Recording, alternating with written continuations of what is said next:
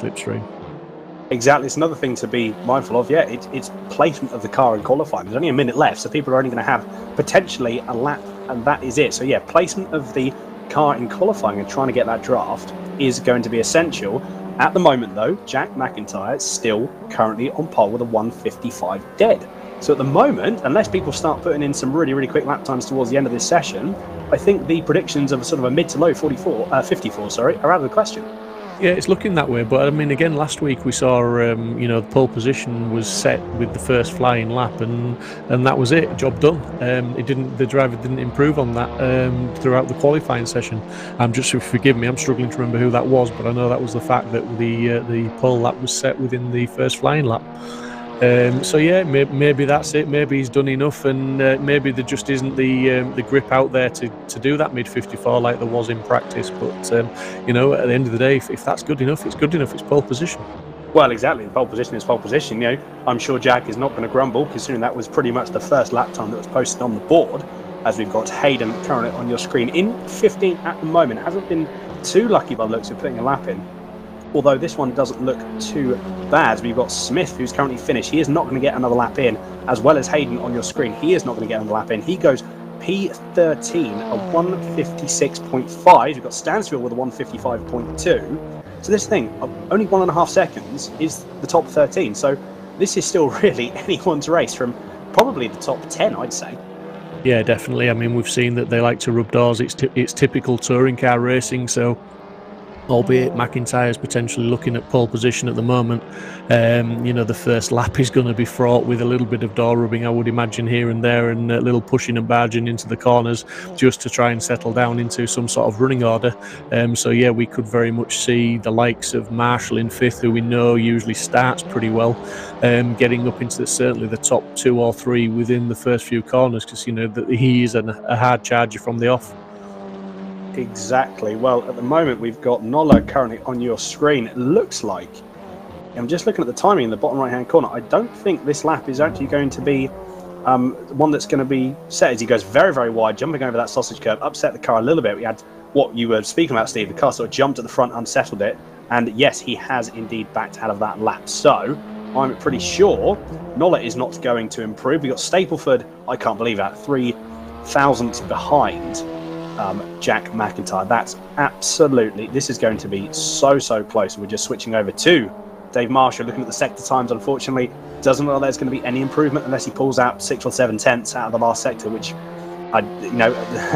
as much as he is a very, very good driver, I somehow doubt the 7 tenths are going to be found in the last sector, and he has just pulling it into the pits along with everyone else. So at the moment then, Jack Mcintyre with a surprising pole position, only though by 3 thousandths of a second. Yeah, for me, the surprising thing there is the fact that he hasn't broke into the 54s. He certainly is the man with the pace to do that, but he's quick enough. There, we see it on screen now. McIntyre in pole position with a 155, pretty much like you said, dead. Stapleford second, Nola third, Neil fourth, Marshall fifth, Stansfield sixth, Edmondson seventh, Smith eighth, Brennan ninth, and Butler rounding out the top 10. Thorne in 11th, Mellors 12th, Hayden 13th, O'Farrell 14th, and Sutton 15th, with Lamy 16th and Press 17th. All sort of, like you say, the top 13, I think it was roughly about 1.5 second gap. So it doesn't get a lot closer, and certainly that 3,000th of a second from first to second, that's as close as you pretty much can get it. I think pretty much so, yeah. I think any closer than that, they may as well start dead next to each other. This is going to be, actually, to be fair, I was thinking about it, so I'm rattling this off in my head. I reckon that Stansfield, whoever, the sort of P2 and P3, I feel that they may try and sit behind Jack, and they may try and see how the toe is really going to affect them, because they might be, this could have a slightly bigger effect than we saw at Barcelona, where tactics is going to play slightly more into people's hands. They're going to try and wait for that move and try and wait for the pass to happen. Whereas somewhere like Catalunya, you can make the move past into turn 1, and then there's not really many long straights that you can really sort of gain an advantage until you come around to the main straight again. Here, however, you've got probably 2 or maybe even 3 straights. The straights are so long that I reckon people are going to start to sit behind each other and try and play the toe to their advantage. Yeah, but I mean, I'm thinking ahead towards the end of the race, and if you're battling for a position towards the end of the race, you're going to look at trying to get the move done really at the Rivazza corner. Just before the last two corners of the lap, because you can get into the braking zone there and throw it around those two last corners. Because I don't think if you in the slipstream coming out of the last corner, I'm not sure you're going to have enough room before the start finish line to actually get past anybody again with the slipstream. So I think you're going to have to get the move done a couple of corners before that last one. Very, very true. Also, to be fair, I am forgetting they have push to passes. Every driver starts with the same amount of push to passes. You can use them as and when you see fit. So that's obviously going to have to that's going to play a part into it as well. The same as it did for Barcelona. I think we saw a couple of people, I'm trying to wrap the people off in my head. I think Jack was quite conservative with his push to passes, as well as Dave Marshall. I think so. It'd be interesting to see how the push to passes are managed for this race as well. So yeah, it's completely open. And I think until we finish the first race, at the moment, I'm lost at how it's really going to play out. Yeah, I would. I mean, if I had to put my neck on the line, I would say Mcintyre. Incidents to one side, just on pace, you've got to say Mcintyre's favourite to take the win based on his practice pace. But I wouldn't rule out Marshall, Nola, even Edmondson, Isaac Smith. Let's not forget him. He had showed great pace last week. Like you say, there's so many there, but those guys, they're all going to be up there. They're all going to be battling. And I say incidents to one side. There's definitely going to be a little bit of door rubbing that's going to decide a few positions, I think. Well, exactly. Yeah, much similar as we have said before. This is touring car racing. This is what touring cars. This is part and parcel of touring cars. As we are all on the grid, ready for race 1 of the TT Cup, round 4 here at Imola. Lights are. Everyone's sitting on the grid, just waiting there, building up the. Oh, I'd say we've just been told by Race Club we have just got a minute left, so we're going to go back to a nice picturesque view of Imola there. So, Steve, before we get ahead, anything else you sort of want to put? Anything else you want to, maybe even sort of like, what are your thoughts? What's your real sort of gut feeling that's going to happen for the first race? Well, just going a step back from that, we obviously saw the cars lining up on the grid there, and just to mention to everybody, these Audis have got what you call a DSG gearbox in, so there's no clutch on them. So basically the drivers sit there on the line, they will hold the revs at where they think is the best revs, and then when the lights go green, that's when they bang it into the gear. That's the control they've got. Literally, they click it into gear. There's no clutch to play with, there's no bite point, and they've got to get those revs just right. A few of the drivers have got different opinions as to where those revs are, because obviously you don't want loads of wheel spin, you don't want the car to bog down, so there's a definite technique to getting those cars off the line. So that, as we've seen in the previous rounds, as I said, Dave Marshall is always a very quick starter, and he always seems to manage to make an overtake before the first corner, so there's people like him to watch. But yeah, I mean, the way it's going to play out, like I say, I'm sticking with Mcintyre as my favourite for the race, I think, to take the win if he can keep it clean. Again, in previous rounds, we've seen quite often the guy who gets away into the first corner can quite often pull a little bit of a gap on the rest of the field as they battle it out. So it'll be interesting to see if Jack Mcintyre can do that, because if he does, he's definitely got the pace to run away with it. Absolutely. Well, we are going to find out as the revs build up, the lights are starting to come on. You can see the split screen.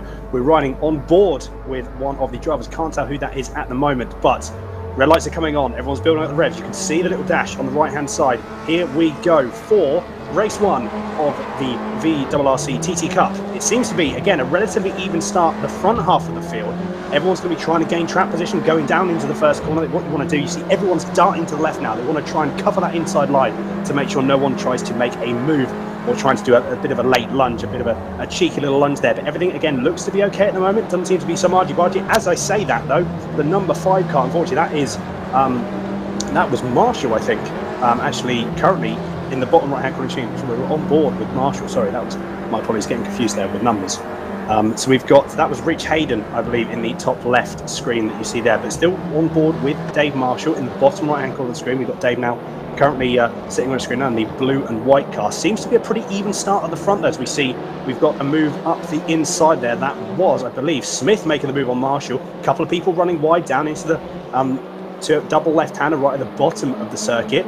Again, seems to be really, at the moment, okay. However, we have seen, though, and I've just looked at the timings, that Stapleford is now running away with it. He's already 6 tenths ahead of Nola. Jack Mcintyre has dropped down 2 positions. He's currently running in 3rd. Yeah, absolutely. I think I've upset Dave Marshall. They're saying that he makes up positions every time, and he's dropped now down to 9th place. So an uncharacteristically bad start for Dave Marshall in that race. Stapleford taking the early opportunity to get ahead, and as you say, he's pulling a little bit of a gap now as Mcintyre and Nola are having a little bit of a battle for second place, with Neil in very close attention. So we've got 3 cars running within a couple of tenths of each other there, all looking to try and put a move on each other, and it'd be interesting to see where they try and do that, because we're also looking back at Edmondson in the background as well, coming under attack now. Exactly, yeah. So this is pretty big bad. As we see, that was a very, very late lunge there. I'm just trying to see who that was. It was the green and yellow car, green and white car there. Trying to think who that was. I can't quite see the number, but we've got Stapleford still in the lead. He's pulled a second out of Nola in the first lap. 30 minutes to go plus an extra lap.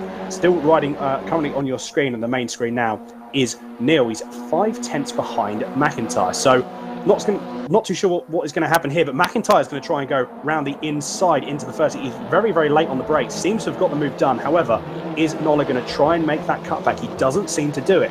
This could be potentially Nola just letting him by at this point, trying to see if he can actually, and if Mcintyre can pull Nola along so they can both catch up to Stapleford. So in terms of a strategy point of view, Nola may be letting Jack try and pull away and almost catch up to Stapleford, and hopefully what they're going to do is slow each other down so that Nola can then catch up to the pair of them. We're just on board with Stansfield at the moment, just trying to get that car turned in. A little bit of contact, look at that slight, ever so a bit more contact there as well. So it's Stansfield and Neil. This is actually, to be fair, this is going to be an interesting battle. They may go side by side going into the really, really fast left-hander towards the middle of the track. It seems that Stansfield got the move done, so he's now moved up into P4. There's a lot of action going on here. It's pretty much similar to Barcelona. Yeah, absolutely. Just going back to that Mcintyre move on the brakes, that was an absolutely awesome demonstration of how to brake late. As we've just seen Neil getting attacked by Smith, and both running very, very wide there. Smith was forced Neil wide, to be fair, but Smith's got that job done, and he's going to protect that position into the chicane now, as they were side by side, but he's got that move completed and got the position. But everybody is in such close attention at the moment. You've just not got enough eyes to watch all the battles as it is. Exactly, that's the problem. You need eyes in the back of your head to try and watch all the action that's going on. So we're going based off of what we're seeing on the live timings, and obviously what we're seeing on the screen as well. Still currently on your main screen is Neil. We've got ahead, looking at the top right hand corner of your screen. This is pretty much exactly what I thought that Nola was going to be trying to do. He's let Jack go, he's let the move happen, he's not fought the move too much going into the hairpin. And as you say, that was a cracking setup for Jack there. But I think what's going to happen is Jack's going to try and catch up. Well, he's already caught up to the back of Stapleford. Going to try and do a carbon copy of what he did to Nola. Has a bit of a look, almost tries to make that move. It was a bit of a 50-50 move there. I don't think he was quite sure if he wanted to make that move stick or not. This is exactly what Nola wants. This is playing really, really well into Jack's hands here, because he's allowing Mcintyre and Stapleford to pull themselves closer, and to pull themselves closer together, so they're going to fight more. Ultimately, as what we can see again in the top rank corner, is Jack makes an absolutely insane lunge going into the bottom double left-hander. That was an insane move. Fair play to Jack there as he takes the lead. That was absolutely committed. He knew what he was going to do there, and Nola, they just didn't expect it at all. Stapleford didn't expect that at all. He wasn't even defending it. He didn't look to cover it. He thought he was doing the right thing, and Mcintyre gave him a lesson in how to brake late. And got that job done, and look, now he's just pulling away. He's easing away already, with Nola on the back of Stapleford now. Exactly, that was textbook last of the late breakers for Jack Mcintyre then. Absolutely, what an incredible move, and I feel that's given him a massive amount of confidence. We now just see on your screen now Nola trying to make a move. He's got the move done, running quite wide, actually going into, to be fair, I think this has also played into Nola's hands a little bit more. He probably would have liked Jack to have battled with Stapleford a little bit longer, because at the moment, as we can see, Jack is currently running away with it. Stapleford has got back on Nola. I think he's going to be sitting behind him, maybe to try and make a move into turn one. Bear in mind as well, they've got the push to passes that they can use as well. On the main screen, you've currently got Butler in P9, 3 tenths behind Brennan, and Edmondson only a second up the road from there. So again, this is so close. We've got Dave now, who's currently actually dropped into 10th place. We've got Dave Marshall that's going to potentially look to make a move. He's already pulling over to the left-hand side, doesn't quite find a gap there. He's going to get back in the tow. He's probably going to try and make that move again, providing that Butler doesn't cover the inside, which, by the looking at it, he is going to for all of his life. That TT is going to be so wide, it's going to be incredible. As you see, he takes the defensive line, placing his car exactly where it needs to be. Dave can't quite find a way around yet. Almost trying to go around the outside there, trying to find any way possible through. On the grass, actually, they're going to go side by side going to left-hander. That was a bit of rally driving there from Dave Marshall as well. He is driving the absolute wheels off of this car and still can't find a way through. No, and absolutely. While you've been obviously commentating on that section of the race, Nola and Stapleford have swapped positions again in second and third. Nola's got back through and back into second after losing that position temporarily to Stapleford. But all in all, Jack Mcintyre is now 1.5 seconds up the road, so he's pulled away as we've seen Butler and going for it now down the inside. He's got that move done, I believe. I think that was, again, there's some really close racing, but at the same time there's some really good racing as well. We just see Butler go ever so slightly wide. Rear end started to rotate on them there.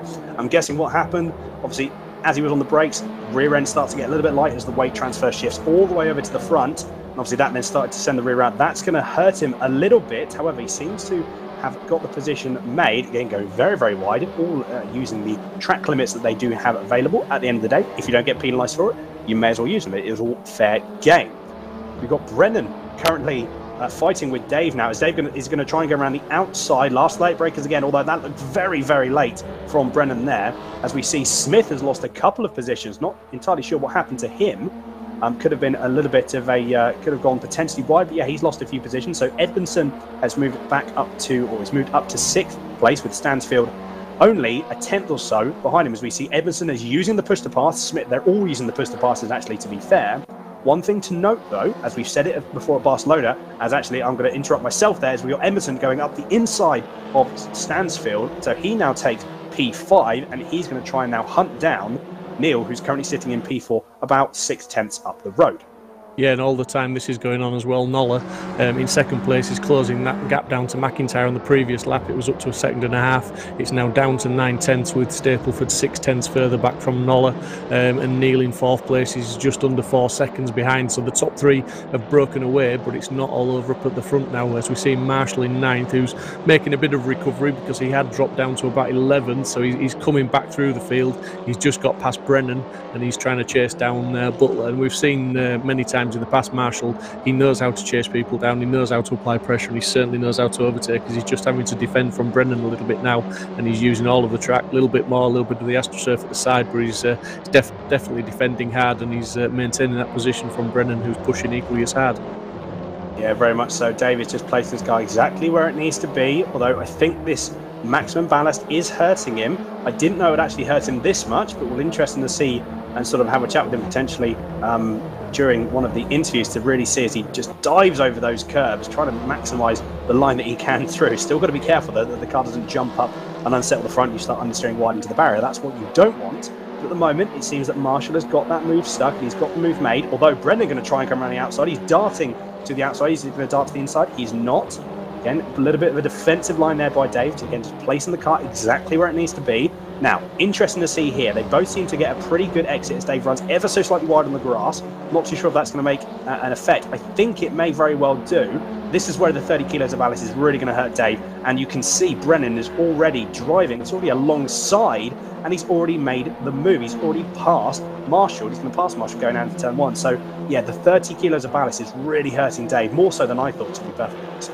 Yeah, I mean, we've seen in previous rounds they've been able to work with it, and he's had some good performances with that 30 kilos of ballast on. Maybe, as you said at the top of the show with Imola, it's hurting them a bit more with these longer straights with the faster track, and it's just slowing them down at the top end, as we're seeing Edmondson in 5th there, back on board now with Nola in 2nd, who's still 1 second behind Jack Mcintyre, but that's close enough that he can see him, and it's, you know, it's dangling the carrot. As we've seen 2 cars off, that looks like Stansfield and 23, that's Smith. So Isaac Smith, yeah, we expected to have a reasonable race, has found himself in the gravel, which is really unfortunate with Stansfield, who was having a pretty good race, it has to be said. But that, yeah, it's put Marshall up to 8th place now, with Brennan's got back past Marshall into 7th. Exactly. So that's good for some drivers, bad for others. Shame about that incident there. Unfortunately, we only caught the tail end of that incident, so not entirely sure what happened. As we've got Hayden currently on screen going very, very deep and trying to go deep he manages to make the move stick on O'Farrell. I think O'Farrell went ever so slightly wide. He probably wasn't expecting Hayden to actually make that move where he did. It's a very, very tricky, complex of corners. You're braking, turning, trying to manage the brakes, trying to manage the way that the car's going to rotate, especially with front-wheel drive, front-engine cars. That rear can go really, really light. So that's a really, really tricky, complex of corners that you've got to watch out for. But at the moment, Hayden has made the move and is currently up to P9. He's already pulling away. So he's in the top 10. So a good show from him at the moment. We've got Marshall, as you say, Steve, in 8th, capitalising on the incident earlier on last lap. We've got Brennan that we've just seen on the Delta moving up to P6. So it's there's action still about everywhere, isn't there? I tell you what, but Dan, it's going on all over the place, because on the previous lap, Mcintyre had the fastest lap with a 54.5. Then the last time through the start-finish, Nola went 54.3, and now Brennan has done a 54.37 as well, so he's gone 2/100ths faster than Nola. But importantly, at the moment, Nola is lapping slightly faster than Mcintyre, and we can see that gap has come down to 8/10ths now. So he's charging hard for Mcintyre. The race isn't over yet for him, as we're looking at Edmondson trying to attack Neil at the moment. Exactly. Nola is still got him in his sights, and we're just riding on board now with Edmondson. He's going to try and utilise as much of the car as he can. Also, Neil is going to try and make that TT as wide as he possibly can, although he's not really defended that corner that much. A little bit of contact, that was probably going to be inevitable there, as we see Neil now run it really, really wide. So we've now got, go into this double right-hander, get a little bit more contact. I think jumping over the curb, that's a lot of contact there, but I think at the moment they've managed to both keep it in a straight line somehow. Not entirely sure how that's gone. Fair play to both of them. They're just giving each other, I suppose, a little bit less room than they probably should, but at the same time they're still both pointing in a straight line, so you can't complain with that. And at the moment, the position still stay the same. However, I'm pretty sure that Neil knows that Edmondson wants to get past. Yeah, absolutely, and it looks like Edmondson may have the pace on him, but obviously he's got to get in front to use that pace. And the pace is so close, he's finding it difficult, but he's certainly looking at all sides at the moment. He's got the inside now, and he's definitely got that move done, as long as Neil comes back at him on the brakes, though, through the midway point of the corner, and manages to get back in front. Very frustrating, I would imagine, for Edmondson. He'll be thinking he pretty much all but had that job done then. He's very tight in the slipstream now, and he's going to try and, I would imagine, look to do it in the pass again as they come back into another braking zone. Very much so. A textbook switchback from Neil there, capitalising, not getting too caught up in what Edmondson was doing, and really used it to his advantage. But Edmondson now trying to make the move, going down into the first chicane. Seems to have done it, although Neil's still trying to have a sniff around the outside. Doesn't quite work out, so Edmondson now makes the move stick. What he's got to do now is pull away, let Brennan now battle with Neil, who's right on the back. This is going to be a three-way battle, currently for 4th place, and at the moment it's looking very, very close. I feel that we've got 46 seconds left, so there's going to be one more lap after this, if my calculations, my maths are correct. This could be very, very interesting, this last lap. Also to note, we've got Marshall that's only a second behind, so if these three hold each other up too much, then Marshall's going to try and make the move, and I'm sure Dave is not going to shy away from a good little battle, especially towards the end of the race. No, definitely, and the other man to watch is Rob Butler, who's behind Marshall, because he's equally as fast as Marshall and any of those guys in front. He's had some awesome performances, and is a previous race winner in the TTs. He won at Brands Hatch. So yeah, definitely quick in the car. So someone's running really wide there. Wasn't quite sure who that was, but just rejoining up ahead there, we see was that Neil that ran really wide. That was indeed, unfortunately, that was Neil that's just lost a couple of positions. He's going to lose another one here if he's not careful. And I think side by side going into the last chicane, that was very, very brave from Dave. Tried to make that move stick. Again, like we said, Dave is not going to shy away from a position to be gained if there is an opportunity. Didn't quite work this time though, however. Marshall has, Dave has now got this, he's got the confidence now, probably going to try and make a move. Potentially what he's going to do is use those push to passes. He's actually only got one push to pass left. So that's going to be something that he's going to have to be a bit careful of, because I'm looking at, and Butler behind has got 4 left. So this could play into Butler's hands quite nicely if he can use them at the correct time. However, he's dropped off a little bit. He's 8/10ths currently behind, 9/10ths even. So I don't think these push to passes are really going to help him. No, definitely not. He's struggling. I mean, I think they're probably all pretty much in the positions they're going to finish in now without any mistakes, because the gaps are as big as they have ever been. And talking of gaps, we've got Mcintyre, who's responded, and he's on his last lap. He put in a 54.053, which is the fastest lap of the race, and he's done that pretty much in the dying depths of the race, and he's got 1.8 second lead now over Nola. So I think that's pretty much confirmed the victory for Mcintyre if he can just bring it home. Exactly. Well, I tell you what a stellar drive from Mcintyre. We've still got, though, still action happening here. Marshall is not giving up with this 6th position. You've got Neil and Marshall. Currently, Marshall on your screen, the main one that's centered on the view at the moment. He's going to try and dive for the inside. Has a bit of a look. Doesn't actually make the move stick. He's really trying to put Neil in a position where he's got to try and take that defensive line. What you may find is Marshall may try and do the cutback. If Neil's now probably or potentially going to go defensive into this last half of the lap, he might try and go a little bit more defensive. Marshall's maybe pushing him into a mistake. Not entirely sure yet, as we've got Jack in the top right-hand corner of your screen, 1.5 seconds ahead of Jack Nola. 2 more corners left, and then Jack takes the race 1 victory. Again, stellar performance from him, very much so. I think Marshall has dropped off a little bit too much, though, unless he tries to make an absolute banzai move up the inside of the last 2 corners. I feel that this is going to be where everyone stays, unless Neil makes a mistake. He's very close. Unfortunately, Dave has not got any push to passes left. Unfortunately for Neil, he has 1 more left, which he is using now. That was inevitable, and I feel that is the positions coming through. So Jack takes the win ahead of Nola, with Stapleford rounding out the podium. Edmondson 4th, Brennan 5th, Neil 6th, and Dave Marshall salvaging some points there, coming home in P7, with Hayden just behind in P8. Yeah, I mean, I mentioned Mcintyre. I called him at the beginning of the race there and said I thought he was favourite to win that. Obviously, Stapleford got his nose out at the beginning and stretched a little bit of a gap, but Mcintyre got back at him, and once he got back in front, he was never really challenged again. The surprise for me there was maybe a little bit Marshall, maybe unfair. Maybe I'm being unfair. He's got that 30 kilos of ballast, but I did expect him maybe to be in the top sort of 4, maybe top 5. But he had a really bad start, which is not usual for Dave, it has to be said. But yeah, fantastic racing, didn't disappoint, and that set us up for a good race in race 2 here at Imola. Very much so. Race 2 is going to be, if race 2 is even half as action-packed as race 1, that's going to be absolutely fantastic to commentate on. That 50 minutes went by so quick. And we have on your screen now the full race classification. So we've got Mcintyre, Nola and Stapleford rounding out the podiums. We've got Brennan in 4th, Neil 5th, Hayden 6th, Marshall 7th, Edmondson 8th, Smith 9th, and Butler rounding out the top 10. In P11, we've got Mellors, 12, O'Farrell, Stansfield, Thorne, Sutton, Laramie, and Press rounding out the back of the grid. I'm excited for race 2. I'm sure, Steve, you're going to be excited for race 2 as well, aren't we?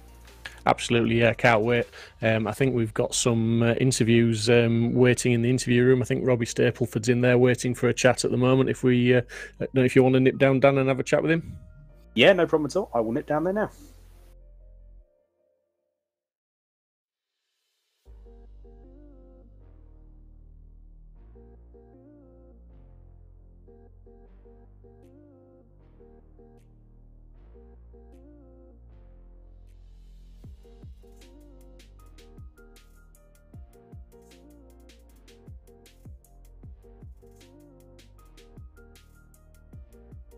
But that was a pretty incredible race. What we may do is wait for everyone to pop in, and then I think I'm just having a look. We've got no one actually in the interview booth at the moment.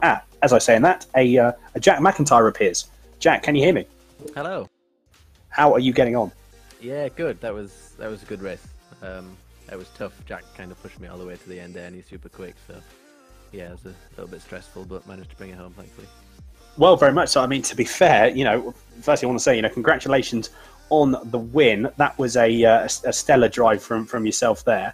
What were you? Because I know you dropped a couple of positions at the start of the race. Was there any particular reason for that? Could it be a bit of a poor start, or what really happened at the start there?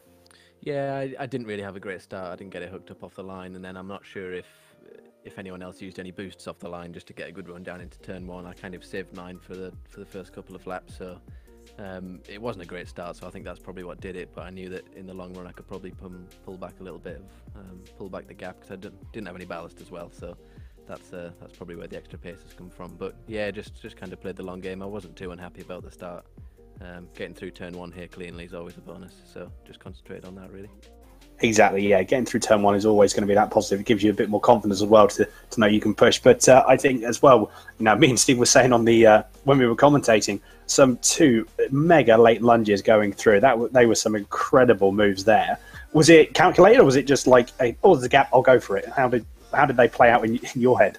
A little bit of both, really. I knew I wanted to get ahead early on, because with the ballast-free car, I thought I could drive off a little bit into the distance. So I needed to make some moves, but it was just kind of opportunistic, really. I saw the guys weren't really defending too hard, so I know they're both really respectful racers as well, so I knew I could make a move like that without too much danger. So yeah, just went for it and it came off. Absolutely, no, great stuff indeed. Really, really good stuff. I believe we've got Stephen here as well. Steve, anything to say to ask Jack? No, absolutely awesome performance, and as you pointed out there, some great sort of braking manoeuvres there, and great respect from all the lads on the grid.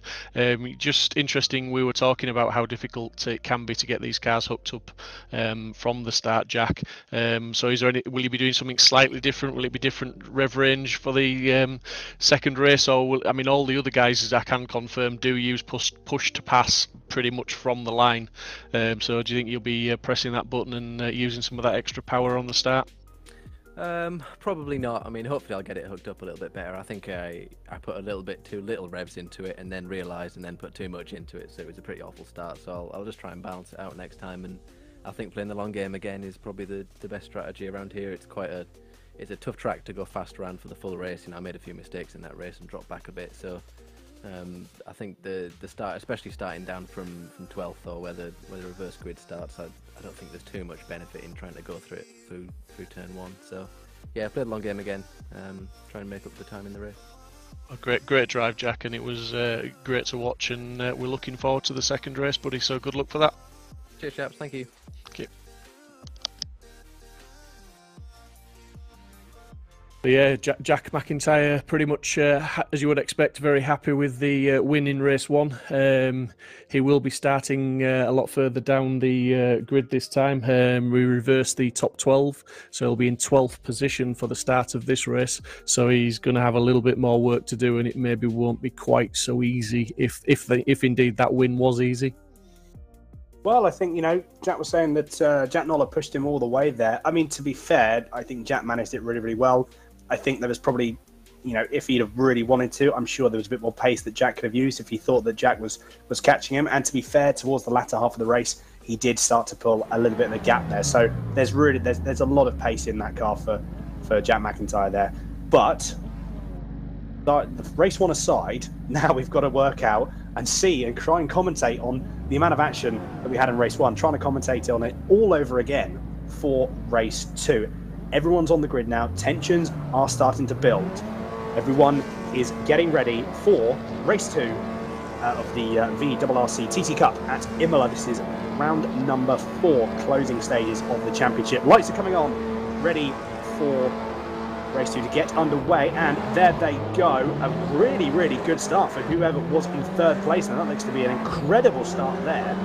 Looking like Miller's, I believe. That was yeah, exactly. So pretty even start from the rest of the field. What we can see at the moment doesn't seem to be a really defending move. We've got Butler currently on your screen in the bottom right-hand corner. As we see someone go completely wide. That was how people avoided that. I'm not entirely sure. I don't even know who that was.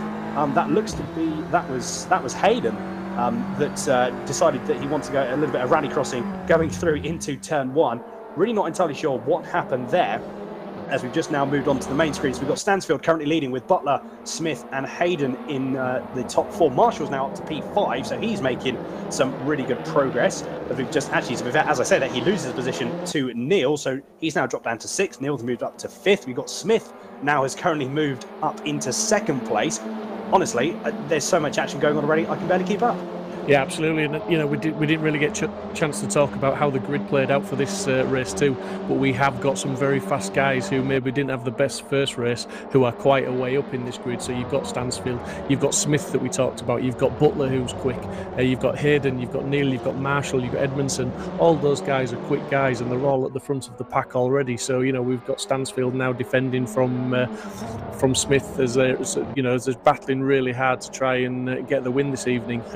We're looking at Brennan at the moment, who's battling hard in the mid-pack, trying to catch up with Neil, and he's got Edmondson trying to catch up with him. Exactly. We're just looking on the timing sheets as well on the left-hand corner of your screen. You've got Mcintyre that's dropped down. He's down in P12, so not the best start from him. Hopefully he can find his composure and gain a field position. We see someone go wild at the inside. That was a very, very brave move indeed. Not entirely sure who that was. That may have been Sutton. Unfortunately, didn't work out. He's actually dropped a few more positions back down to P14, unfortunately, so he probably went a little bit too wide going into the last two left-handers. But after lap one, we've got Stansfield, Smith, Butler, Hayden, Neil in P5, Marshall P6, Brendan's just moved up to P7, and as I said, Edmondson has now moved up back into P7, so Brendan's gained that position and then lost that position all in the space of about half a sentence. So yeah, this is just so close at the moment. The gaps at the front are so close. You've got Smith only 3/10, actually less than that probably, between 2/10 and 3/10 behind Stansfield. So this is going to be a battle that's probably going to go all the way to the finish. Butler's in third place, wishing that Stansfield and Smith can battle one another and slow each other up. As I say that, he goes slightly wide. It seems to be commentators' curse. Whoever I speak about and talk about seems to have some moments there. Yeah, absolutely. But like you say, it's so close. It's anyone's race. Stansfield out in the lead with Smith 3/10 back, Butler 1 second back, Hayden 2/10 back. Neil and Marshall swapping positions as they're going up the hill now. And you've got Edmondson, you've got Brennan. They're all pretty much in close attention. And it's like we always say, one little mistake in this TT race, and you could lose 2, 3, 4 positions even. As we're looking at Marshall just defending from Neil at the moment, and up ahead, it looked like Hayden and Butler were swapping places. Yeah, there is action absolutely everywhere. It's a struggle. We need another 3 commentators, don't we, Steve? That's probably what's going to benefit us, as we now have got Neil and Marshall still battling out. I think Marshall is trying to defend and make that TT cut as wide as he possibly can. P5 at the moment, as we just got on the left-hand side of your screen now, we can see that Smith has made a move on to Stansfield. So Smith is now currently leading the race.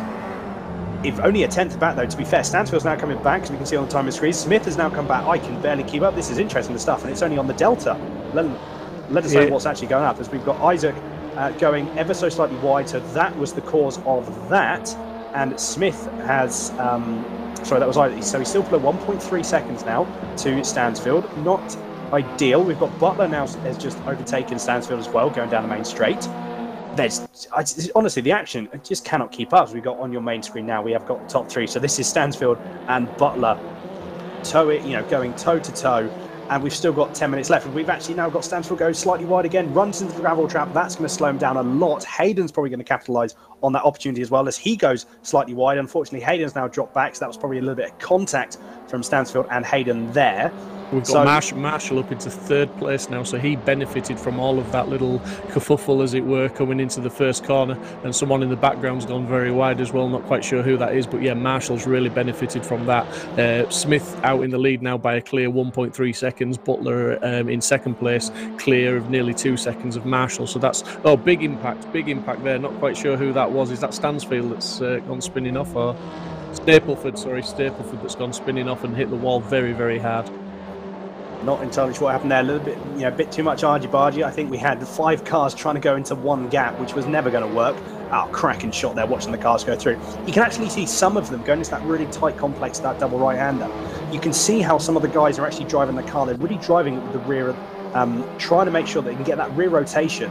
And then what they'll probably do, I imagine, they'll start getting on the power to then try and neutralise that, and then to bring the car around. It's a really, really good way, and it's also, if you're good at it, it's a really quick way to drive something that's got a lot of weight over the front end, that's front-wheel drive, and it's really light at the back. So a great shot. Hopefully we can see a bit more of that, because that's a fantastic shot. You can really see a different driving style as well, as we've got some flashing lights from Mcintyre there, trying to make the move on Hayden. He's up to P9, so he's made a couple of positions.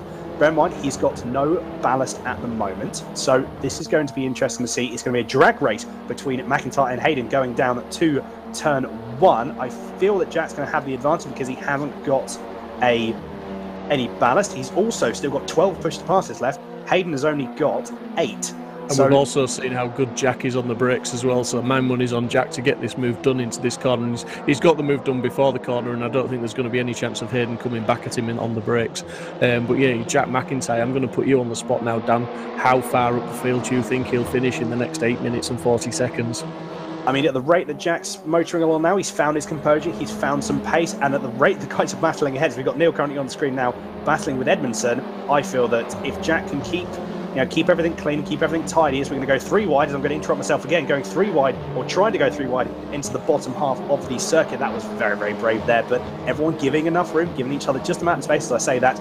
Again, commentators curse, it's not putting any favours in for anyone, is it? There's a little bit of contact between Neil and Edmondson there. Edmondson trying to make that car as wide as possible. Sorry, Steve, going back to that question there, I think if Mcintyre and if he can really keep clean and make sure that he makes his moves stick and make them clean, I'm probably going to put in and say, I think there's a P6, I reckon, in it for Mcintyre to say he's just gone up to P7. He's up to P7 now, so that's, yeah, while you're talking, he's made 2 positions, I think. So, yeah, he's certainly, he's going to get in that top 6, I feel. And I would even say, potentially, looking at the gaps between the cars in front of him, I wouldn't put it out of the question to actually get into the top 4. I was actually going to say, can I retract my previous statement? I said top 6. I feel that it's going to be slightly different. He's only 3 tenths behind Brennan. And with the pace that he's got at the moment, and also with the guys that are fighting up ahead, you've got Neil and Brendan still fighting really, really hard. Neil and Emerson fighting really, really hard. I feel that, yeah, there's going to be some more positions in it, providing that, like I said, that Jack can make the moves clearly, can make sure that he makes them stick. What you don't want to do is make the move and then for the move to then hand back on you, so you end up slowing each other down and then losing time to the guys in front. At the moment, though, well, he's catching Brennan. He's within a tenth now of Brennan. He's going to go on the brakes now into turn 1 again, and I think we've seen that he's pretty adept at making that move stick, and it's looking like he's favourite to do it again on Brennan this time, and indeed he has. He's got that move done, and he's now straight on the back of Edmondson, so who's on the back of Neil. So I mean, realistically, he's got 2 positions in front of him now that they'll be fully in his sights, and he'll be looking at making up more positions very soon. Exactly, I'm sure he will do. We've got O'Fowler, unfortunately, going very, very wide, going out of turn 3 by the looks of it. A little bit of contact there. I think Mcintyre just got caught out. Unfortunately, he's going to lose a couple of positions. As I say that, there's contact all over the place. Everyone sort of was involved a little bit there, I think. No one was left unscathed. And unfortunately, Edmondson was the main, lost out the main one out of the pack there as he dropped down to P8. Unfortunately for him, also to be fair, Neil has now been moved up into P4, Brendan P5, and obviously Jack, from where I said he was going to be, he's already in P6. We've got 6 minutes left, and as you say, Steve, there are some positions left to be made for Jack. I am sure of it.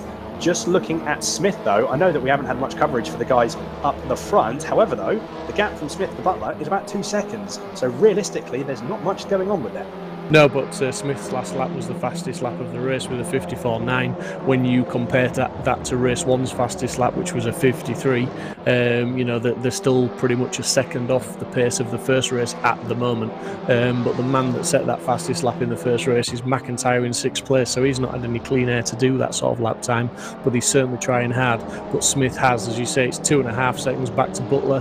Marshall is a further just under 4 seconds back from Butler. So there, the top 3 is pretty secure at the moment because Neil in 4th place is 1.8 seconds off Marshall. So with 5 minutes to go, we've seen it before that the top 3, if they keep the noses clean, can just bring that home where they are. I think the battle now is really for that 4th position.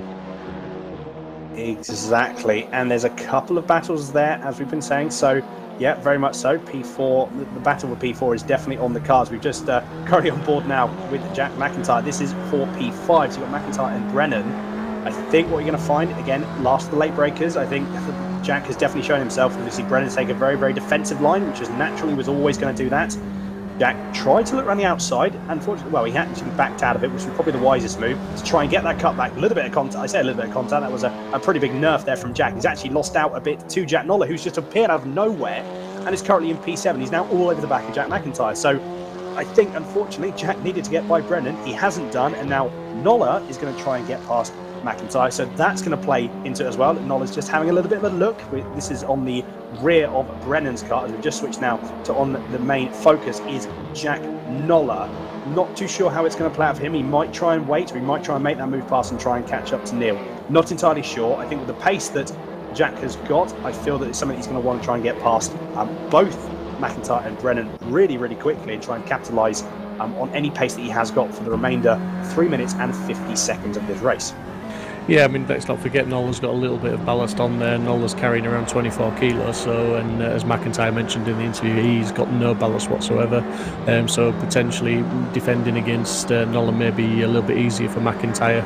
But he's certainly still looking forward, I think, to put a move on Brennan, and he's so much better on the brakes. We can see in the braking zones, McIntyre does really, really close up, and that's what caused that bit of contact on the previous lap, because he just got so much faster run through the chicane, and just unfortunately Brennan didn't quite manage to carry enough speed, and that just caused the contact. But it's not over. McIntyre's closing the gap down again. He's making up the difference, and Nola, I think, he's keeping up with them, but he's not keeping up with him easily. He has to say he's working hard to be there. He is indeed, yeah. He's really having to work, as Jack has a massive moment. Really well recovered. Unfortunately, he's going to run slightly wide. So as we said, again, Commentators' curse playing its fair share, and now Jack is going to sail up the inside of Jack McIntyre. Unfortunately, that was just probably a little bit deep. You see again a little bit of rear end rotation from Jack McIntyre's car. Then haven't seen that bit uncharacteristic from him in these two races that we've seen. I think, though, at the moment, pace for pace, I think you're right, Steve. Jack probably has the pace advantage on Nola purely because he hasn't got any ballast. As we're now going on your main screen currently, we've got Stapleford now making a move on Hayden. Both of these cars are looking a little bit, they both have seen better days. They're looking very, very battered indeed. But Hayden, unfortunately, has lost out on Stapleford. So Stapleford has made that move. He is now going to try and... So he's already pulled a bit of a gap as we see Hayden going very, very wide. Again, that rear end rotation, that car swapping end, really, really difficult to manage by the looks of it from people. Could be track temps are slightly hotter, which is also why we haven't seen faster lap times. And also as well, if people are using more of their tyres, because they're hotter, they're just using that more. This is where we start to see a little bit more action in terms of the rear starting to let go. So yeah, it very much looks. So I'm going to say it very looks like Hayden is struggling with rear tyre grip as well. So maybe it is that he's just cut those rear tyres because he drifted through 3 or 4 of those last corners, and obviously that is not the fastest way to go through. Talking about fastest, McIntyre now really looking to try and put a move on Nola. He's still struggling to get past him now after losing out on the previous lap. But Dave Marshall in 3rd place has just put the fastest lap in on his last lap with a 54.6. So Dave Marshall, with all that ballast on board, is still managing to put the fastest laps in at the moment, as we're seeing Jack McIntyre now side by side with Nola, and this seems to be Jack's ace corner, as it were. He always seems to make the pass into this corner, and he's going to get the job done before the braking zone and then just defend it through the corner. Exactly. Jack having... we've got 2 Jacks now, so we've got Nola again having a look. There was a small amount of contact. I think McIntyre just drifted over ever so slightly. Wasn't too bad though. Jack McIntyre made the move stick. What he needs to do now, head down, try and pull away from Nola. He's got the pace. He pulled up to him and passed him before turn 1. So what he's got to do, he's already pulled a little bit of a gap, maybe about half a car length, which is enough to it's enough to try and deter Nola from making a really late lunge, because he just probably hasn't got the stopping power because he's running a bit of extra ballast. So I think McIntyre needs to just get his head down, crack on, and I believe, unless anything else happens up the road, I think what he needs to do is just settle for 6th position. So I'm not going to retract my last statement. I'm going to stick where it is. You're going to change your mind again because you did retract that statement. I'm holding you to that one, buddy. But no, Rich Smith is 8/10 in the lead, so that gap has come down a little bit, but maybe Rich Smith is managing that gap. Rob Butler in 2nd place, driving a fantastic race with Dave Marshall in a very good 3rd place for his championship, and I believe he's going to bring the championship home this evening with these finishes he's had tonight. We've got Neil in 4th, Brennan 5th, McIntyre in 6th, as you say. Very hard fought 6th position. He's sort of made it a little bit harder work than it maybe needed to be, but he's been pushing 110% for the whole race to try and come through the field, and he's done a fantastic job. He was down in around about 12th or 13th place at one point, so he's come through some very, very quick drivers, and one of those quick drivers is Nola, who's in 7th, but he's just starting to drop off the back of him a little bit. The leader is now starting his final lap, so the timer has run down, so we are on the +1 lap, and that is Smith, who is now only half a second ahead of Butler. So that gap has really come down. Not sure if Butler's got enough pace maybe to try and put a move in on this last lap, but he's within half a second as we're looking at McIntyre and Nola, and McIntyre has lost out to Nola on this occasion. I know the move that Jack McIntyre has pretty much coined at Imola. He's now left the door wide open, and that actually happened to him. So Nolet made a carbon copy of the move that McIntyre has been pretty known for these last 2 races. So this is going to come down to the wire. We've also got Butler, who's got, I was actually going to say that he's now got no push the passes left. So this is now pretty much as they go. So in the top right hand corner of your screen, you've got the leaders and you've got the battle for the lead. And also this is now the battle for P5. As we've just, sorry, this is the battle for P6. My apologies. We've now got McIntyre that has made the move back on Nola. I feel that if McIntyre can keep his head down and keep cool, he's going to then drive the rest of this race and he should get P6. I think, though, Smith has just pulled enough of a gap to Butler. The gap's half a second. So, again, unless there's a mistake by Smith, I feel he is going to take the checkered flag here for race 2. And still was played for that. Importantly, McIntyre has still got 2 push to passes left, so obviously coming out of the last corner, he's going to be able to activate that push to pass and get that extra drive out the corner and to hopefully keep Nola at bay. So yeah, fantastic tactical race. As we're looking at Smith in the top of your screen now, it's looking like very much he's going to bring it home for the win in race 2.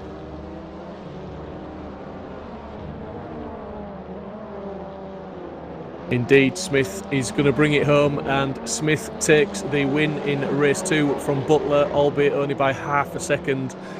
So we're just waiting for Marshall to come round, who was a further 3 seconds down the road for 3rd, Neil in 4th, Brennan in 5th, and McIntyre looking like he's going to claim that 6th place from a hard-fought Nola in 7th.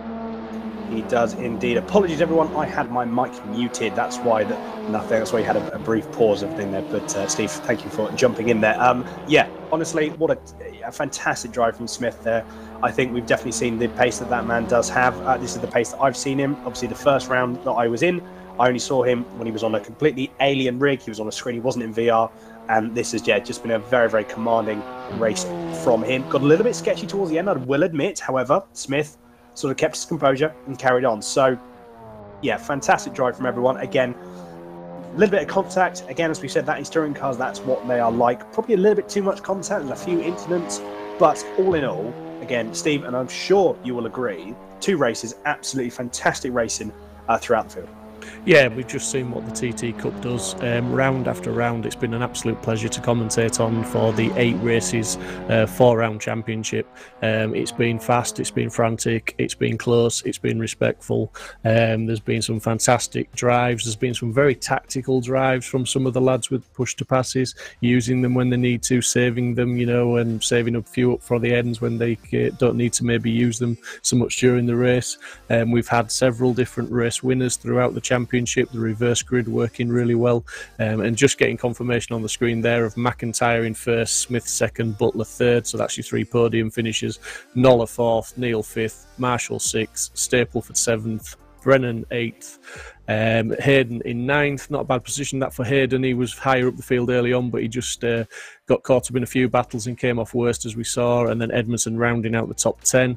O'Farrell 11th, Laramie 12th, Sutton 13th, Press 14th, and Stansfield 15th. So yeah, fantastic racing throughout the season. Really, really good close racing. It doesn't seem to matter what track you put these guys on in these cars. It just throws up some good racing. It does indeed. I'm actually just looking at I believe that the standings that you can see on the screen, they're currently not reflecting of the race 2 because McIntyre was 6th as opposed to Absolutely, 1st. Yeah. Well spotted. That's right. Yeah, not entirely sure. We may get an updated one in a second. But yeah, no, honestly, what a round! Like I said, I was only there for 2 of the. I was only commentating on for 2 of the rounds, and honestly, there is some more action in one, let alone 2 rounds of the championship that we've seen in sometimes a whole season of others. So yeah, it's been absolutely incredible racing. To be honest, one of my personal favourites in terms of how the racing has been. In really short races, the sprint races always add a little bit of.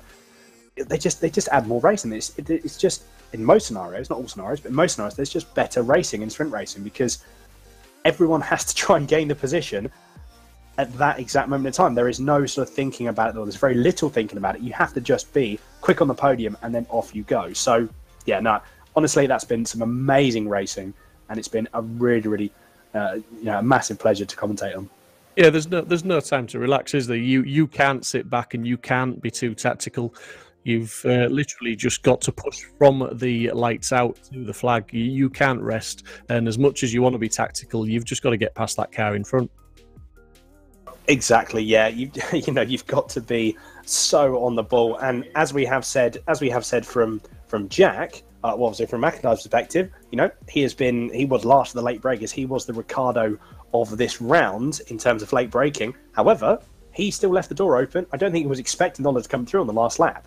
So, I think again, you can never be too careful, especially with sprint races, and especially a track like Imola, where you've got really heavy braking zones. If you can get that car stuck, you just, as you say, Steve, you just haven't got room to breathe. No, and also, we've got such a high level of real world and sim drivers on this grid that, when you're starting off in P12 on the reverse grid, as McIntyre was, there's not really many, if any, easy overtakes in the cars in front of you. Everyone is going to battle you very hard for that position. So, you've got to be pretty special to try and get from the 12th up, as high up as you can. And, Jack made it a little bit hard for himself towards the end of the race, but he did very well to get to where he did.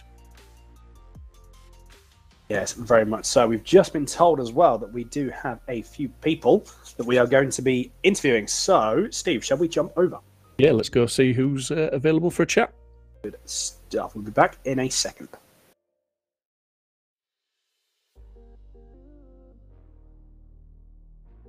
Good evening, gents. Can you all hear me? Yeah. Hello. So, honestly, cracker racing for everyone. I think what we're going to do, I believe, Steve, I tell you what, I'll let you, if you want to crack, I'll let you leave this one if you want. Well, no, I mean, it was a fantastic race from everyone involved, and I'm just going to speak to Dave Marshall first, who brought it home in third place. Obviously, a better result in race 2 than race 1, Dave. What was the biggest difference for you, apart from getting on the podium in race 2? What happened in race 1 as well? I was struggling all the way through quali, really, with consistency with that track, and we got away with a bit of a sluggish start, and then we just seemed to, once we lost one position, we just kept dropping back. I just couldn't seem to get in any sort of the rhythm, and it was very, very choppy race, with cars managing to get past, and then you were getting past, and it was one of them things where any sort of squabble or any sort of time when busy fighting for position, and the group in front of you would just quite simply pull away. So we just lost the front runners and then we're gone. But to be fair, looking at the lap times, they were gone anyway. But yeah, in second race, got away to a bit of a cleaner start and then managed to just get a gap to the pack behind and then got the head down and brought it away for podium. But it was no catching Isaac and Rob. They were lapping very similar lap times and keeping it clean. So they were well up the road and gone. So yeah, well done to them. Absolutely, mate. But I think I put the commentator's curse on you in the first race because as the lights were about to go out, I did say, watch Dave Marshall. I've yet to see this guy have a bad start. He always makes positions up into the first corner. And lo and behold, mate, you made me eat my words. It was the opposite tonight. Watch Dave Marshall go backwards. But no, good race in race 2. I'm not sure if Dan's got a question for you, but yeah, I just think well done, mate, and well done on the season. Okay, Steve, thanks. Very much so. Firstly, Dave, congratulations. Very, very well.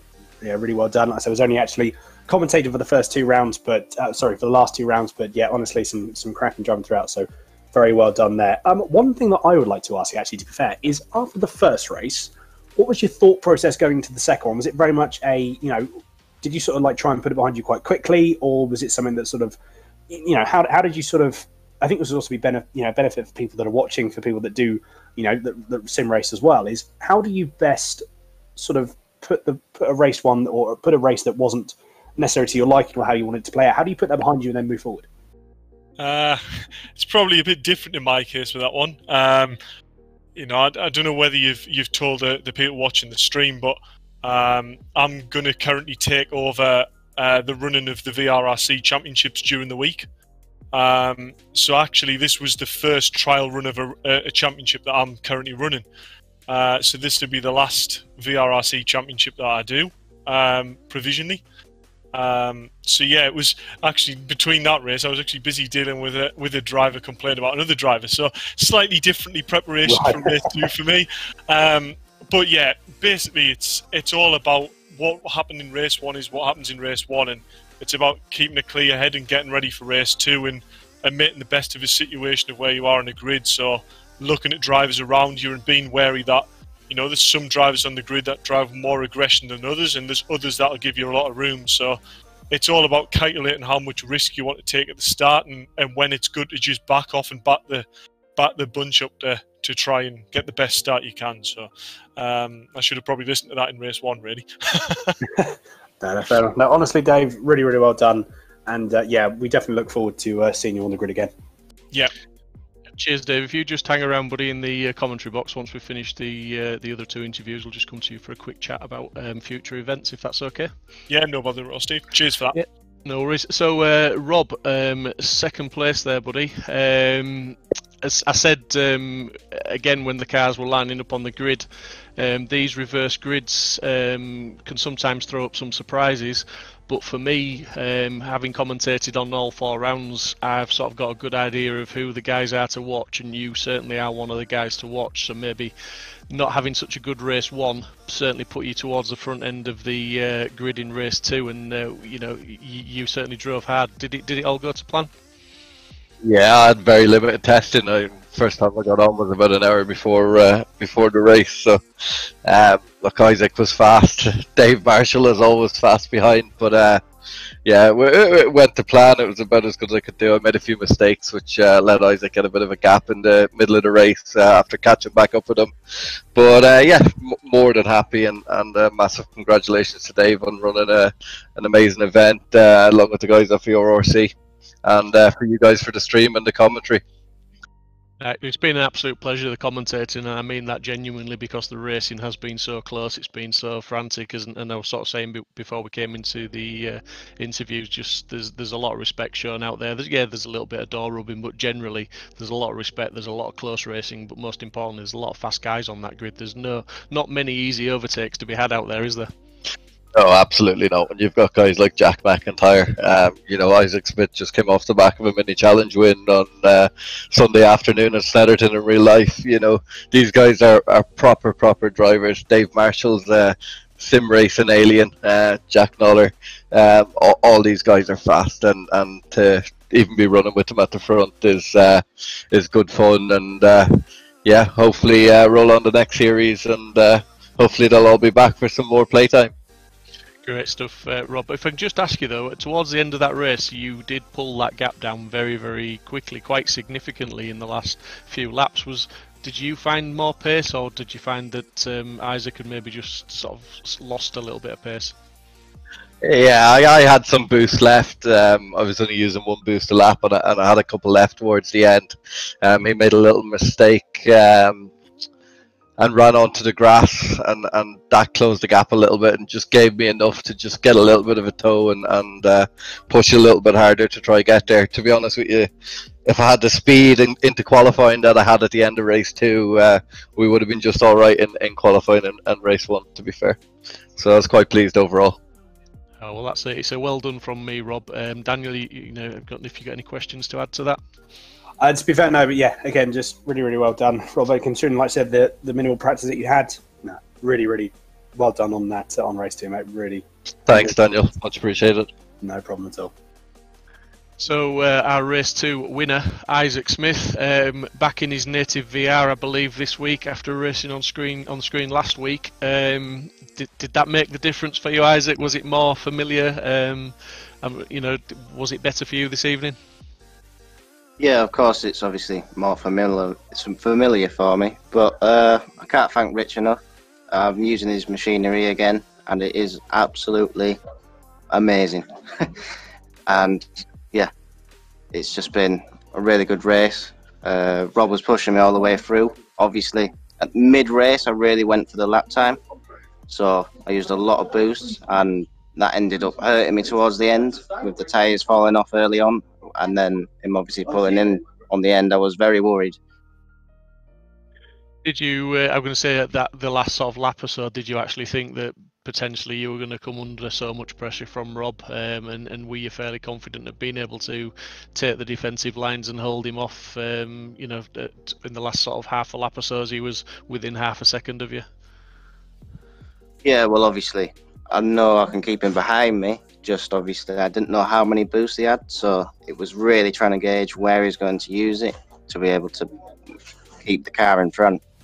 This track's extremely boost dependent, so the push to pass really works around here. And yeah, it was a hard race.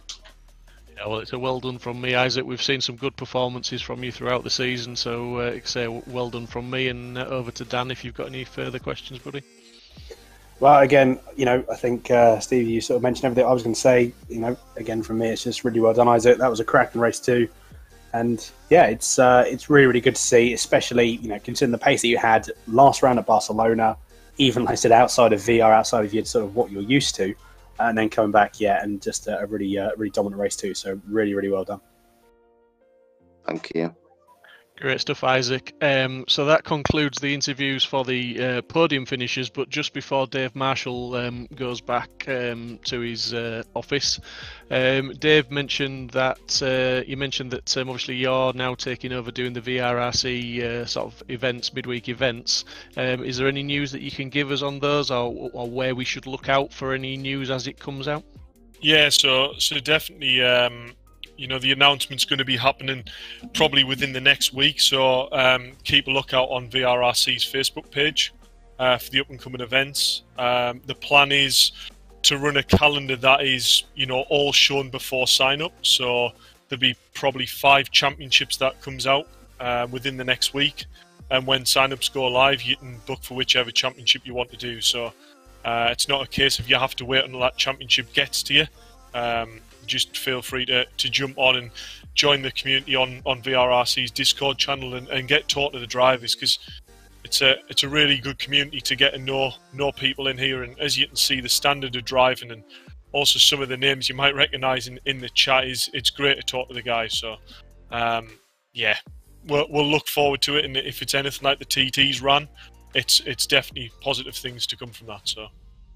Great stuff, Dave. It's a great community to be involved with, and I know that there's lots of help at hand for anybody who's either relatively new or new to sim racing or just looking to improve. Obviously, you sign up for these championships, you get access to the servers, you get into Discord, and that's when the lessons really start to come in, because you just talk to these guys, and that you talk to the Dave Marshalls and the Isaac Smiths, the race winners, and I'm sure they'll love to point people in the right direction to go in a little bit quicker. Yeah, so we like to think we provide a really quite a rounded package for anyone who decides to come and join the VRRC community.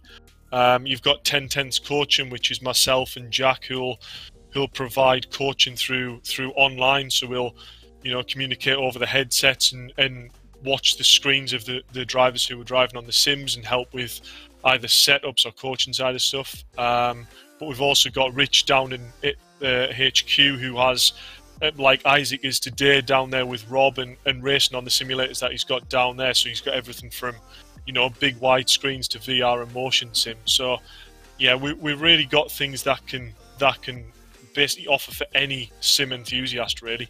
I mean, I don't know many other places where you can go and have 24/7 server setup. So yeah, massive thanks to everyone who's helped set this up, and big thanks to Mike as well for the stream. I know you've done this, for a long time now, but this is really awesome what you're doing so far. So. Great stuff, Dave. Well, I'm looking forward to watching the new championships as they come out and hit our screens. And as Dave points out there, massive thanks to Mike Yao and Simply Race for providing the broadcasts, which allow myself and Dan to commentate on and interact with you guys at home that are watching. So thank you, everybody. And like I say, we're really looking forward to the new championships coming out. And keep an eye on the VRRC Facebook page, as Dave said. And if you're interested, get signed up. And we look forward to seeing you on the track. Thanks very much, Dave. Cheers for that, Steve. Cheers, Dan. Cheers, Dave. So that about wraps it up, doesn't it, Dan? I mean, final thoughts on that one? Well, I mean, to be fair, it's been an incredible 2 rounds. There's definitely been some action-packed stuff, and honestly, I cannot wait for the other championships to start. I really, really can't. And I may even try and get a round in or so if I can as well. So who knows? I'd love to be as much. Don't get me wrong.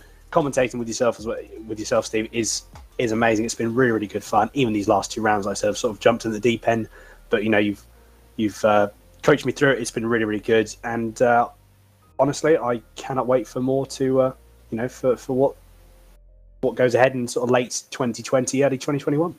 Maybe VRRC should do a Commentators Championship just for people that have commentated on their races. There's an idea for them. That's an idea, yeah. I know you'll beat me, but I don't mind finishing second. Who knows? You never know.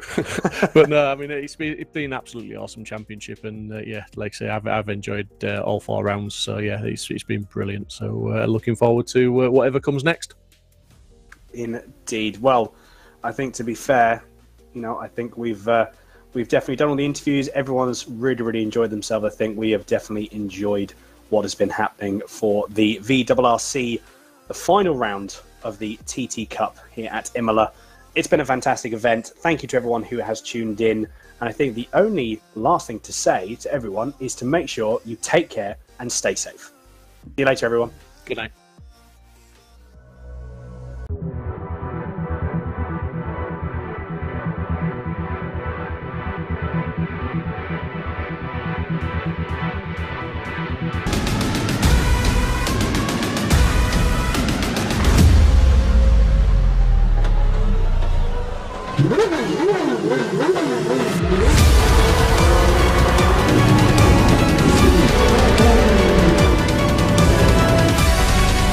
Between the two of them, the inside of coats, Parker gets too heavily involved, and that's Whitehead and Coates.